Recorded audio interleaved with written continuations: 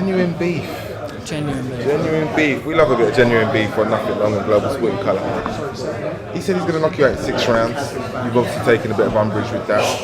Is it just a bit of banter though? Is it real? Because he's not where you are. Let me tell you, he's not where I'm at. He's not where I'm at nowhere near, and he will never will be. He will be beat before he gets to me. On my 15th fight, I was British champion. Sorry, on my 15th fight, I defended my British title. On his 15 fights, he's still fighting men out of a pub. You know, he can't compare himself with me. He's just, you know, I'm on a different level. I'm on a different level to him. Perhaps the fight would never happen because the time he tries to get my level, he get beat. I know. Why do you think there's so much hype around him? Is it it's his dad. You know what I mean? His dad. You know, his dad done good for the sport. His dad was a good fighter, but not a great fighter. But you know, his dad done well. Everybody, he was a big name in the game. And you know, his sons, you know, took a bit of that dust off his dad's back. But what has he got, if anything, that's positive and maybe something you could look out for? Well, I'll tell you what, the only thing I can give him, the only respect and good compliment I can give him is that stepping in the ring. You know what I mean? Because it takes a lot of bottle, and I know, for anybody to step in the ring. But, you know, when you had 15 fights and you're fighting journeyman after journeyman after journeyman, he got mandatory made for some title against Nick Blackwell. Sorry, I tell you it was a eliminator, him and Nick Blackwell, and he didn't take the fight. Now, any fighter, when they get mandatory for the British title, they get so excited, it's a joke. Like, especially you had 14 fights, you're not a novice after 14 fights. You know, he's so cool, sparring Carl Froch and doing well and such. But I know 2 or 3 people, young kids, I know, I sparred him, that I know personally, and smashed him to pieces, and I've seen the video footage of it. So you genuinely, I mean, I heard you talking in that interview earlier, you said you genuinely think you would deal with him, no problem, hands down. If he beat me, I would give up boxing. My right hand to God, I would quit boxing if he beat me. There's no chance. As long as he's got hole in his arse, he'd never beat me. Never, ever. Tell me about the opponent coming up, the Italian. Yeah, he's an opponent considering you've been out of the ring so long. Yeah, he is. You know, he's unbeaten. He's been active. You know, so he's got that on his side. He's got a good work rate.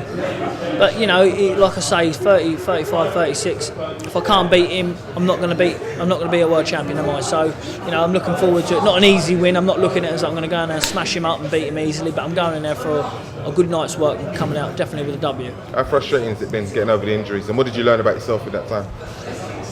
Listen, you know, it's just one of them things. You can't help an injury. You know, I believe that. You know, stuff don't happen for nothing. I got injury for a reason probably, and you know that reflected me a bit of time to think, I need a dietitian. That's on board now. My hands are strong as far as my sparring has started next week. But yeah, I'm feeling good. I'm feeling confident, and you know I definitely know I can get a few good wins this year and knocking on that door for the world title. Who do you kind of tap up for a bit of advice?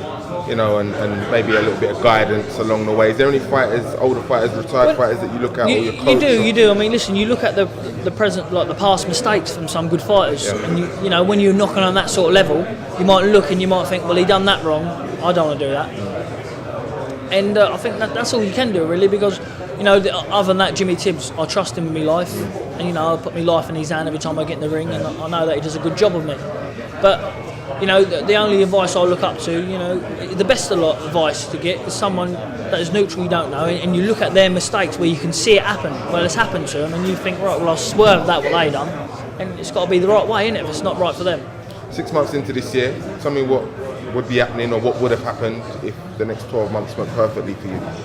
Well, it's definitely being European champion, and I would say definitely owning the British outright.